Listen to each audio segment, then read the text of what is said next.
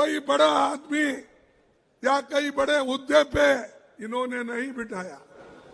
इसीलिए आप हिम्मत करो, एक हो जाओ, अपने हकूक के लिए लड़ो।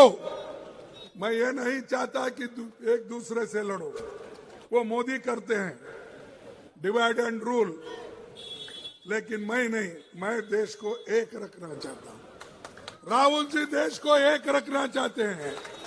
राहुल जी तो बोले भाई मैं तो मोहब्बत की दुकान खोला हूं, नफरत की नहीं, लेकिन यहाँ बीजेपी आरएसएस ये तो नफरत की दुकान खोल के बैठे हैं। और इसी के वजह से आपको होशियार रहना चाहिए। अगर आप ये कहें अरे सुनो भाई, सुने तो ही ज्ञान आता है, ज्ञान आए तो ही आप बोल सकते हैं। स्लोगन शाउटिंग मेरे लिए करे तो मैं खुश हो जाऊंगा, बाकी का समझ तो नहीं पाएंगे आप।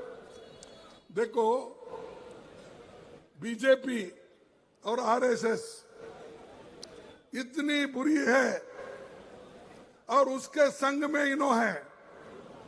फर्ज करो अगर कोई आदमी, हम कहते हैं भाई ये विष के जैसा है, ये लोग बहुत डेंजर है, इसीलिए उनको दूर रखो, उनको टेस्ट मत करो, हमने कहा। अगर कोई ये कहता है तो भाई हम बोलते ये विष है, पॉइजन है, इसके पास मत जाओ, उसको देखो मत। अगर कोई ये भी कहता है नहीं वो विष है या नहीं, मैं जरा चाट के देखता हूं, तो क्या होगा? अरे तुम चाट के देखे तो भी मरेंगे, दूर से देखे तो उनका अन्याय अत्याचार भी तुमको मालूम होगा। तो जैसा ये आरएसएस और बीजेपी ये विष जैसे है, पॉइजन है, एक एक करके हमारे हकों को छीन ले रहे हैं। एक एक करके हमारे जितने भी हक थे, महिलाओं के हो, एसटी के हो, एससी के हो, वो सब खत्म कर रहे।